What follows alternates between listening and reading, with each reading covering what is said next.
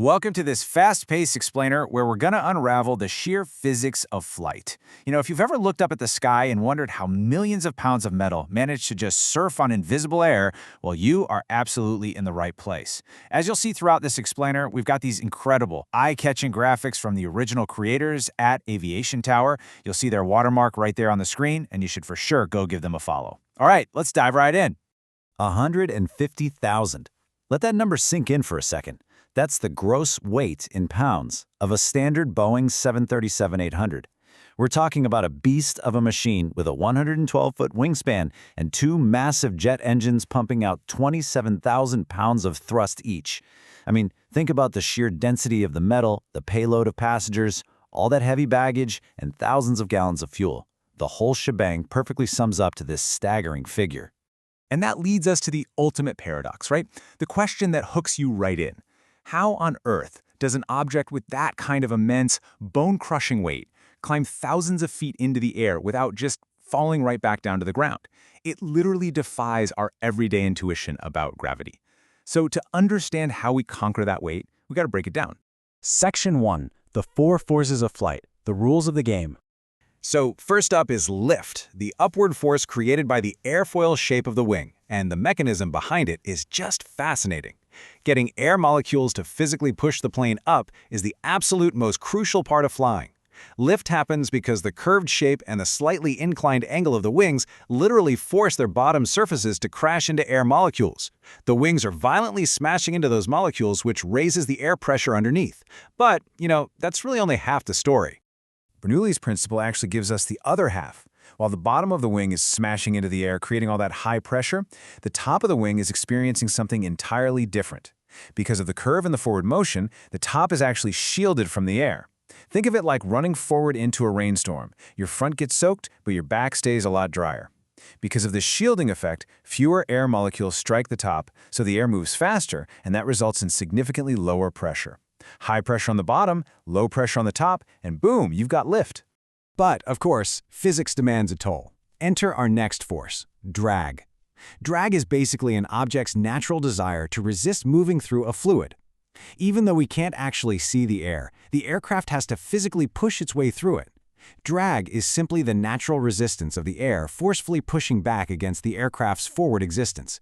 It's kind of like the friction of the sky.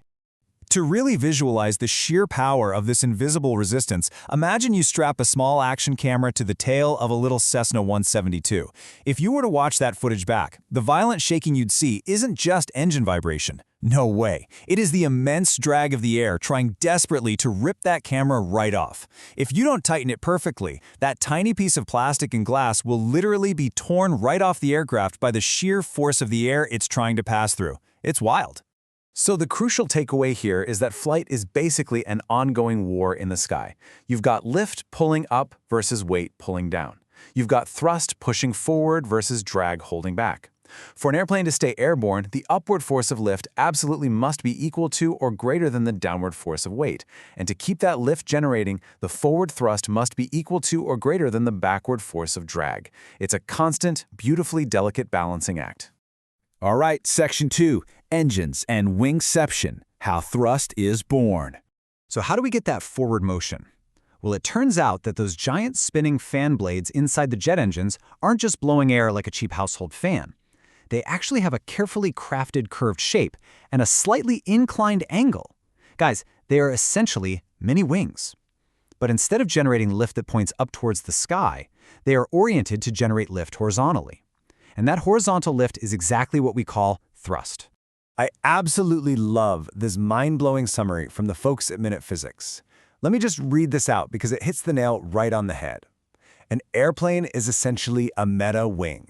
It flies by moving mini wings fast enough to push air molecules backwards, which moves the plane forward fast enough that its big wings push air molecules down. I mean, it is quite literally wingception. The engines are just wings powering the larger wings. It's such an incredibly elegant system. Moving on to Section 3, the primary flight controls, steering the beast.